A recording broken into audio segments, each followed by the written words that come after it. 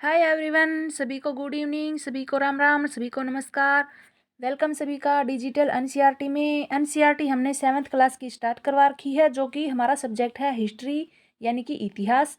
और उसका आज हम दूसरा चैप्टर करने वाले हैं, सेकंड चैप्टर, जिसका नाम होगा राजा और उनके राज्य, यानी कि सभी चोल वंश, इन सभी राज्यों के बारे में, ज़्यादातर चोल वंश के बारे में ही हम पढ़ेंगे। और इनमें भूमि कर किस प्रकार से दिया जाता है और क्या क्या भूमि किस प्रकार से दान में दी जाती थी, उनका क्या नाम था अलग अलग प्रकार से अलग अलग जगह पर, इन सभी के बारे में आज के चैप्टर में हम करने वाले हैं। सभी को वीडियो अच्छी लगी तो वीडियो को लाइक ज़रूर कर देना और वीडियो को बिना स्किप किए पूरा देखना। चलिए वीडियो को आगे बढ़ाते हैं।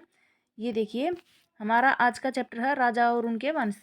7वीं शताब्दी के बाद कई राजाओं का उदय हुआ था। 7वीं शताब्दी के बाद में मानचित्र एक, यानी कि मानचित्र में दिया गया है, ये देखिए, ये मानचित्र दिया गया है, इसमें सभी चीज़ों के बारे में बताया है, कौन कौन राजा उस टाइम पर जो है सत्ता में आए थे। उपमहाद्वीप के विभिन्न हिस्सों में 7वीं से 12वीं शताब्दी के बीच में शासन करने वाले प्रमुख राजवंशों को दिखलाया गया है। इससे इसमें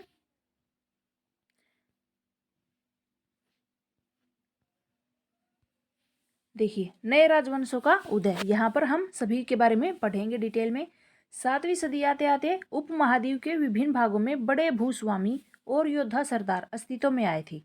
राजा लोग प्राय उन्हें अपने मातहत या सामंत के रूप में मान्यता देते थे। राजा लोग क्या कहते थे? बड़े जो भूस्वामी थे उनको क्या कहते थे? महमत या फिर सामंत। उनसे उम्मीद की जाती थी कि वह राजा या फिर स्वामी के लिए उपहार लाएंगे और उन्हें उनके दरबार में हाजिरी भी लगाएंगे और उन्हें सैन्य सहायता प्रदान करें, यानी कि उनको सेना देंगे। उनको राजाओं को लगता था अधिक सत्ता और संपदा हासिल करने पर सामंत अपने आप को महासामंत या फिर महामंडलेश्वर, इन सभी, ये क्या है उपाधियां, ये खुद को ही दे देते थे। पूरे मंडल का स्वामी, महान स्वामी इत्यादि क्या कर देते थे? घोषित कर देते थे अब खुद को। जिनके पास ज्यादा भूमि या फिर ज्यादा पैसे आ जाते थे वे महान, देखिए, इत्यादि घोषित कर देते थे। और कभी कभी वे अपने स्वामी के आधिपत्य से स्वतंत्र हो जाने का भी दावा करते थे, यानी कि उनको लगता था कि हम पूरी तरह से स्वतंत्र हैं, किसी के भी अधीन नहीं। इस तरह का एक उदाहरण दक्कन में राष्ट्रकूटों का था। ये इन्होंने एग्जाम्पल दिया है दक्कन में राष्ट्रकूटों का। शुरुआत में वे कर्नाटक के चालुक्य राजाओं के अधीनस्थ थे, यानी कि शुरुआत में वे चालुक्यों के नीचे अधीनस्थ थे, उनके अधीन थे। 8वीं सदी के मध्य में एक राष्ट्रकूट प्रधान कौन था? दंती दुर्ग ने अपने चालुक्य स्वामी की अधीनता से इनकार कर दिया था। उसने किसने किया था इनकार? ये क्वेश्चन आपसे पूछा जा सकता है कि राष्ट्रकूटों के प्रधान किसने जो है चालुक्यों के स्वामी की अधीनता को अस्वीकार कर दिया था? तो ये है दंती दुर्ग। उसने उसे हराया। और फिर हिरण्यगर्भ, ये क्या है? हिरण्यगर्भ, इसका शाब्दिक अर्थ है सोने का गर्भ। हिरण्यगर्भ नामक एक अनुष्ठान किया था। जब यह अनुष्ठान ब्राह्मणों की सहायता से संपन्न किया जाता था तो यह माना जाता था कि इससे याजक जन्मजा और क्षत्रिय न होते हुए भी क्षत्रिय के रूप में दोबारा स्त्रीयता प्राप्त कर लेगा, यानी कि कोई अगर क्षत्रिय नहीं है तो इस युग से वो है स्त्रीयता को प्राप्त कर लेगा। कुछ अन्य उदाहरणों में उद्यमी परिवारों के पुरुषों ने अपनी राजशाही कायम करने के लिए सैन्य कौशल का इस्तेमाल किया, यानी कि उन्होंने सेना का इस्तेमाल किया था। मिसाल के तौर पर कंदव या फिर मयूर शर्मा या फिर गुज्जर प्रतिहार हरिचंद्र ब्राह्मण थे। इन सभी के बारे में बताया है। ये नाम आप याद रखना। मिसाल के तौर पर इन्होंने दिया है कंदब, मयूर शर्मा और गुज्जर प्रतिहार हरिचंद्र ब्राह्मण। ये सभी ब्राह्मण थे जिन्होंने अपने परंपरागत पेशे को छोड़ करके क्या शस्त्र को अपना लिया था और क्रमशः कर्नाटक और राजस्थान में अपने राज्य सफलतापूर्वक स्थापित किए थे। इन्होंने, ब्राह्मणों ने क्या किया था? अपनी जो ब्राह्मणगिरी थी ना, सभी ये सभी पूजा पाठ इन सभी को छोड़ करके, मंत्रों को छोड़ करके उन्होंने हथियारों को अपना लिया था इस तरह से। और उन्होंने कर्नाटक राजस्थान में अपनी सफलतापूर्वक स्थापित किया था, अपना राज्य बना लिया था। राज्य में प्रशासन, राज्य में प्रशासन किस तरह से चला था? इन नए राजाओं में से कईयों ने महाराजा धीराज, यानी कि राजाओं का राजा, या फिर चित्रभुवन चक्रवर्ती, इसकी क्या मतलब है? 3 भुवनों का स्वामी, ये उपाधियां दी जाती थी उस टाइम पर। इन्होंने इस तरह की कई अन्य भारी भरकम की उपाधियां धारण कर ली थी उस टाइम पे राजाओं ने। लेकिन इस तरह के दावों के बावजूद वे अपने सामंतों और साथ ही किसान, व्यापारी और ब्राह्मणों के संगठनों के साथ अपनी सत्ता की साझेदारी करते थे, यानी कि जो उनके पास साझेदारी थी वे उनसे क्या करते थे? अपने आपस में साझेदारी करते थे अपनी सत्ता की। आगे देखिए, इन सभी राज्यों में क्या है? उत्पादकों अर्थात किसानों, पशुपालकों, कारीगरों से संसाधन इकट्ठे किए जाते थे। इनको अक्सर अपने उत्पादों का एक हिस्सा त्यागने के लिए मनाया या फिर बाध्य किया जाता था। उन्होंने अपना एक हिस्सा त्यागना पड़ता था, उनको बाध्य भी किया जाता था या फिर मना लिया जाता था। कभी कभी इस हिस्से को लगान यानी कि लगान मान करके वसूला जाता था, क्योंकि प्राप्त करने वाला भूस्वामी होने का दावा करता था और राजस्व व्यापारियों से भी लिया जाता था। ये देखिए 400 कर, इसका क्या मतलब है। तमिलनाडु में शासन करने वाले चोल वंश के अभिलेखों में विभिन्न किस्म के करों के लिए 400 से ज़्यादा सूचक शब्द मिलते हैं। 400 से ज़्यादा कितने शब्द मिले हैं, सूचक शब्द। सबसे अधिक उल्लेखित कर है कौन सा है, वेट्टी कर, जो कि नगद की बजाय जबरन श्रम के रूप में लिया जाता था। यानी कि ये एक ऐसा जो कर है जिसको नगद लेने की बजाय जबरन श्रम करवाते थे, उनसे मेहनत के द्वारा लेते थे, यानी कि जबरन श्रम या फिर कदमाई यानी कि भूस राजस्व थे। मकान पर छाजन डालने पर लगने वाला कर था। खजूर या तार के पेड़ पर चढ़ने के लिए सीढ़ी का इस्तेमाल करने पर भी कर लगता था। पारिवारिक संपत्ति का उत्तराधिकार हासिल करने के लिए भी कर लगता और इत्यादि सभी का उल्लेख इन सभी के अंदर मिलता है। और सबसे ये वेट्टी आपसे पूछ सकते हैं, वेट्टी का क्या अर्थ है। वह नगद जो कि जो कर नगद की बजाय क्या देते थे, समरन, जबरदस्ती समरन श्रम के रूप में लेते थे, जबरन श्रम के रूप में लिया जाता था, ये नगद नहीं देती थी। ये संसाधन राजा के व्यवस्था की वित्तीय आधार बनते हैं, साथ ही मंदिरों और दुर्गों के निर्माण में भी इस्तेमाल होते थे। संसाधन उन युद्धों को लड़ने में भी होते थे जिनमें लूट की शक्ल में धन मिलने की या फिर जमीन और व्यापारी मार्गों के प्रयोग की संभावनाएं बनती थी। राजस्व वसूली के लिए पदाधिकारियों की नियुक्ति सामान्यतः प्रभावशाली परिवारों के बीच की जाती थी और प्राय वंशानुगत होती थी। वंशानुगत यानी कि वंश के आधार पर मिलती थी, यानी कि पहले पिता को मिल गई, उसके बच्चे को मिल गई, फिर उसके बच्चे को, इस तरह से। सेना में भी ऐसा ही होता था और कई बार राजा के निकट संबंधी ही इन ओहदों पर होती थी, यानी कि जो राजा के नज़दीक होते थे उन्हें ही इन ओहदों के ऊपर बिठाया जाता था।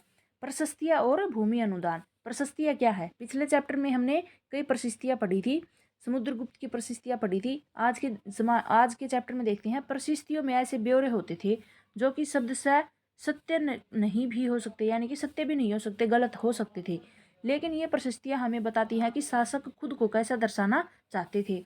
मिसाल के लिए सूरवीर, विजय योद्धा के रूप में ये विद्वान ब्राह्मणों द्वारा रची गई, जो कि अक्सर प्रशासन में मदद करती थी। ये देखिए नागभट्ट की प्रशस्तियाँ, नागभट्ट की उपलब्धियाँ। कई शासकों ने प्रशस्तियों में अपनी उपलब्धियों का बखान किया है, यानी कि ये हम नागभट्ट की उपलब्धियां पढ़ेंगे। इन्होंने प्रशस्तियों में क्या किया, अपनी उपलब्धियों के बारे में बखान कर दिया।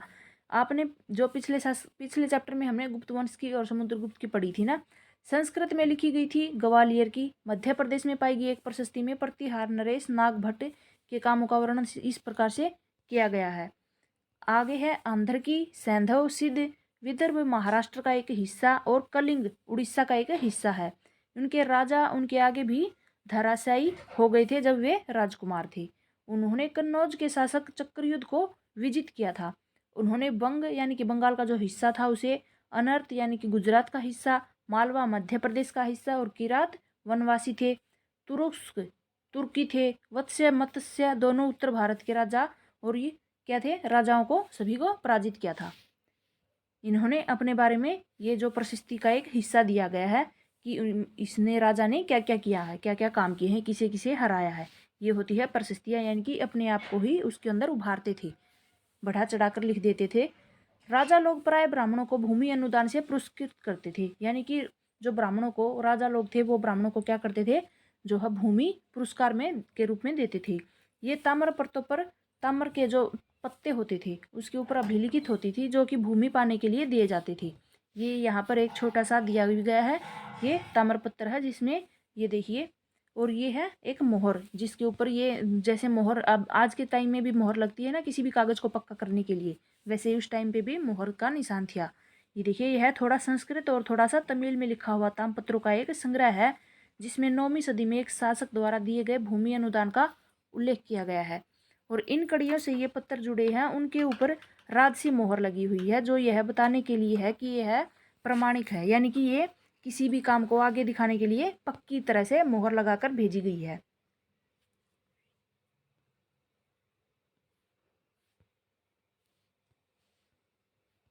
आगे देखिए भूमि के साथ साथ क्या क्या दिया जाता था, यानी कि भूमि जब दान में देते थे उसके साथ में क्या क्या चीजें और दी जाती थी।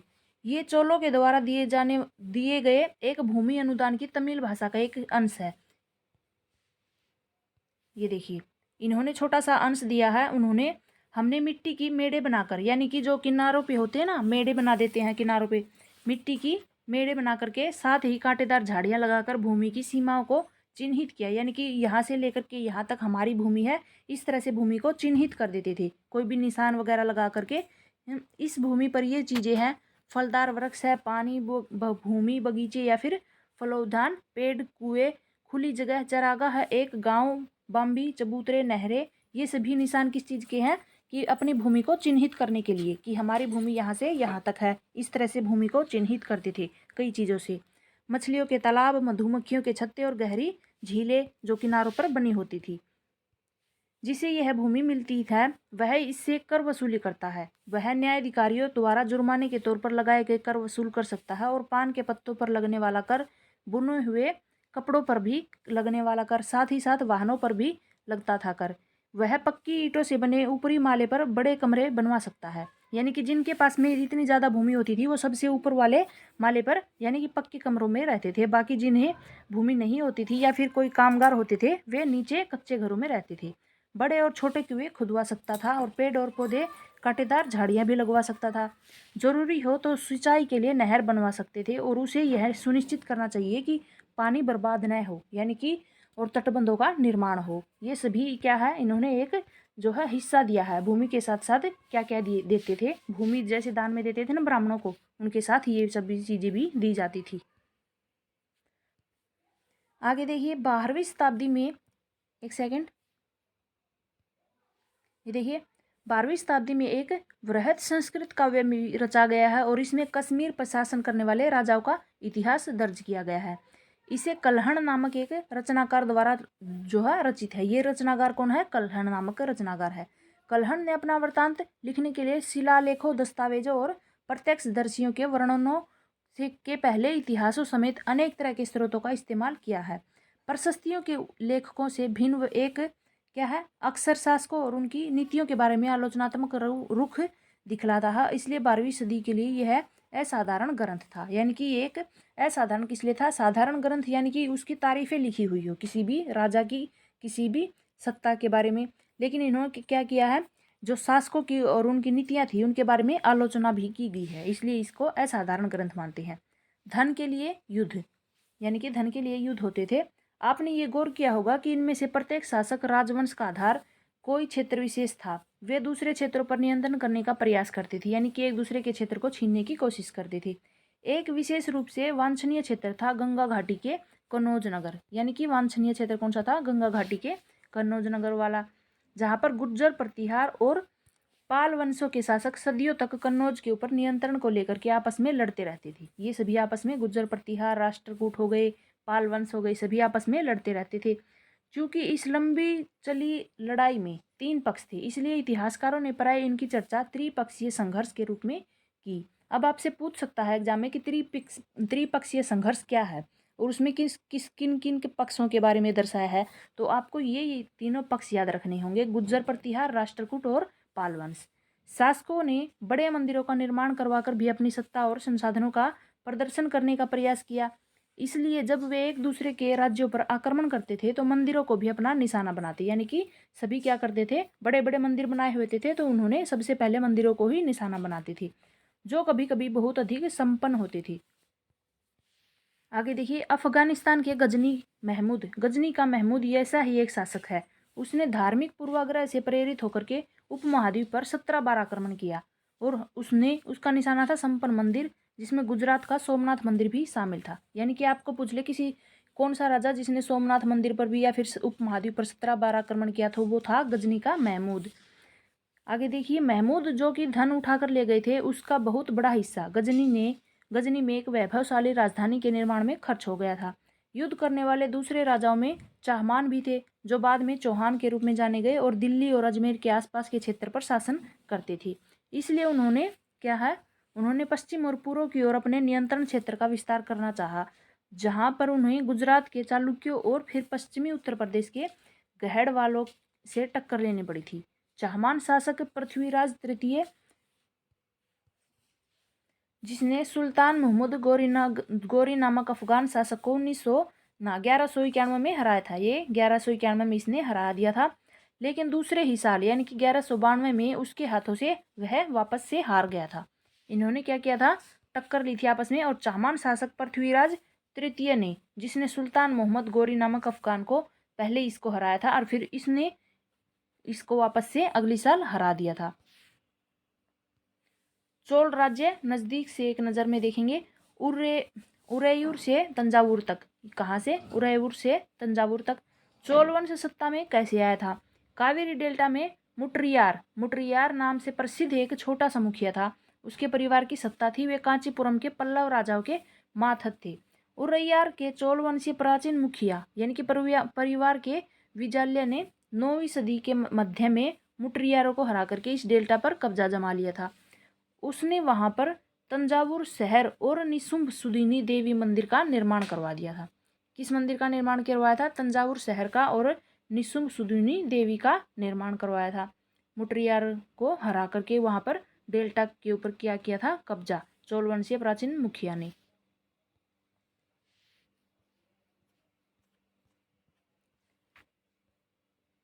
आगे देखिए, विजयालय ने क्या किया था?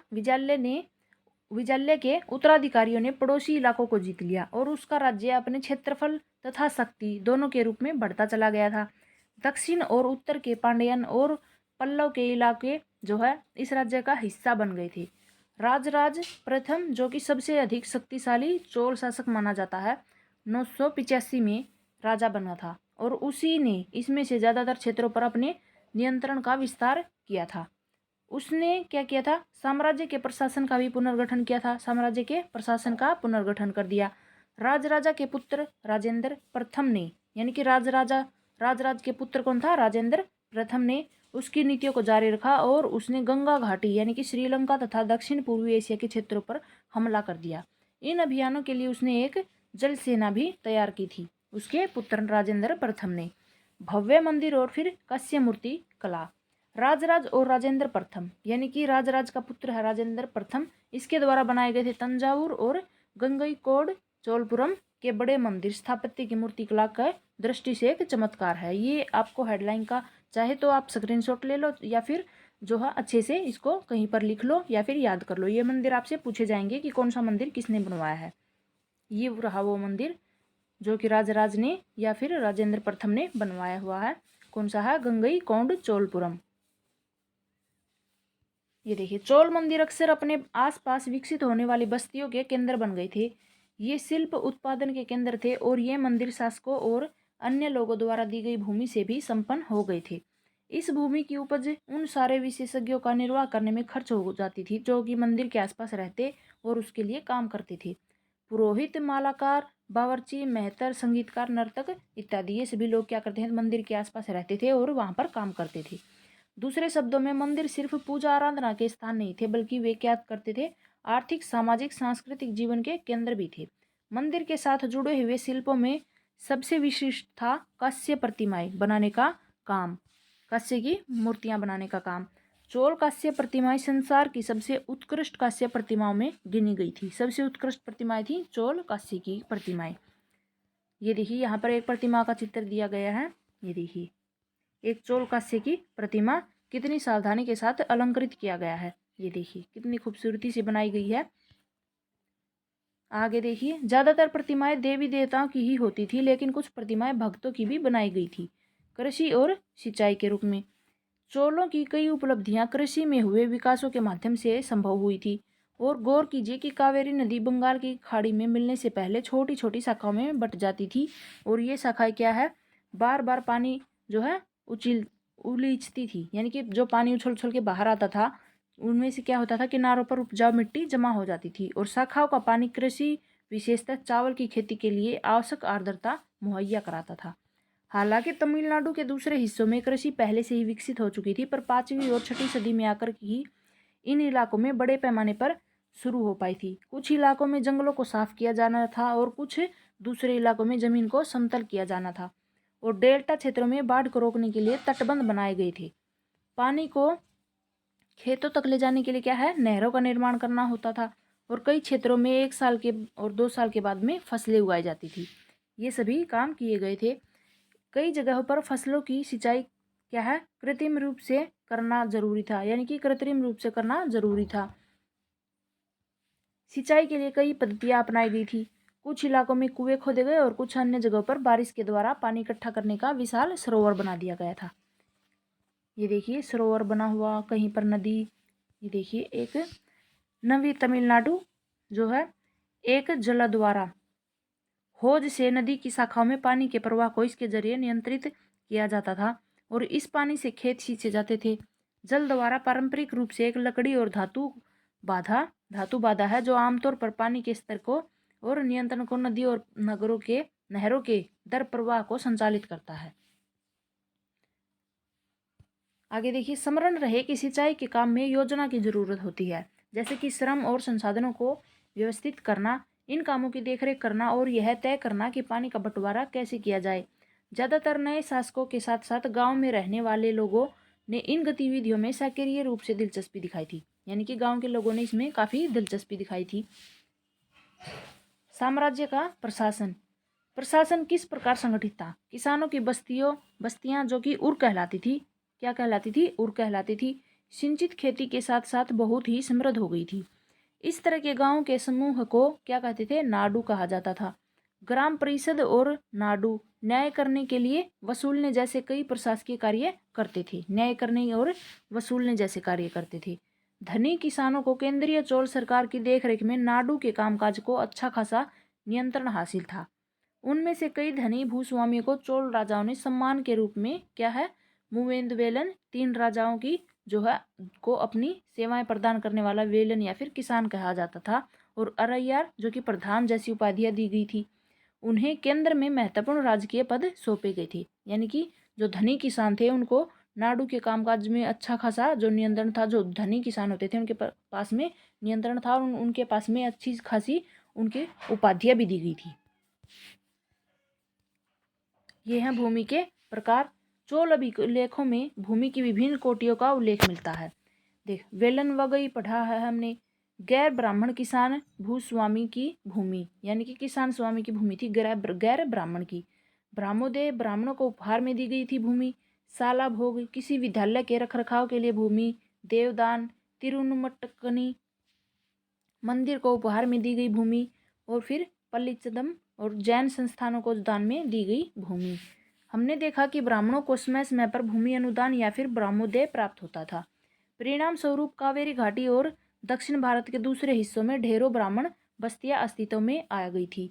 प्रत्येक ब्राह्मोदय की देखरेख क्या है, प्रमुख ब्राह्मण भूस्वामी की एक सभा द्वारा की जाती थी, यानी कि प्रमुख ब्राह्मोदय यानी कि जमीन थी उसका नाम एक दिया गया है, और उनकी देखरेख कौन करता था? भूस्वामियों का एक सभा की जाती थी, वो उनकी देखरेख करती थी। ये सभाएं बहुत ही कुशलतापूर्वक काम करती थी। इनके नियंत्रण शिलालेखों में प्राय मंदिरों की क्या है, पत्थर की दीवारों पर ब्यौरेवार दर्ज किए जाते थे। और नगरम के नाम से ज्ञात व्यापारियों के संग भी अक्सर शहरों में प्रशासनिक कार्य संपादित करते थे। आगे देखिए, तमिलनाडु के चिंगलपुट जिले के उत्तर मेरूर से प्राप्त अभिलेखों में इस बार का सविस्तार से वर्णन किया गया है। तमिलनाडु के चिंगलपुट जिले के उत्तर मेरूर में इसका जो है वर्णन किया गया है कि ब्राह्मणों की सभा का संगठन कैसा होता था। सिंचाई के कामकाज, बाग बगीचों और फिर मंदिरों इत्यादि की देखरेख के लिए सभा में विभिन्न समितियां होती थी, और इनमें सदस्यता के लिए जो लोग योग्य होते थे उनके नाम तालपत्र के छोटे टिकटों पर लिख दिए जाते थे, मिट्टी के बर्तन में रख दिए जाते, और किसी छोटे लड़के को जो है ये काम दिया जाता था कि वो एक के बाद एक टिकट निकालने के लिए उनको कहते थे। ये था हमारा आज का चैप्टर। ये है हमारे अभिलेख और उसकी लिखित सामग्रियां कि क्या क्या होने चाहिए अभिलेखों के लिए। आप चाहे तो ये एक ताड़पत्र का एक हिस्सा है जहाँ पर लिखी होते थे कि क्या क्या चीज़ें होनी चाहिए। ये बाकी ज़्यादा इम्पोर्टेंट है नहीं, मैंने पढ़कर देख लिया है। एग्जाम में आने वाले जैसा कुछ भी नहीं है, लेकिन जो हमने यहाँ पर भूमि पढ़ी है इनके नाम आप एक बार स्क्रीनशॉट ले लेना और इनको अच्छे से पढ़ लेना। आपको अच्छे से पता चल जाएगा कि जो है भूमि के किस क्या क्या प्रकार थे, उनको किस नामों से जाना जाता था। ये था हमारा आज का चैप्टर। वीडियो जो है अच्छी लगी तो वीडियो को लाइक कर देना और वीडियो को शेयर करना, हमारे चैनल को सब्सक्राइब करना और वीडियो को पूरा देखना। सभी को गुड लक।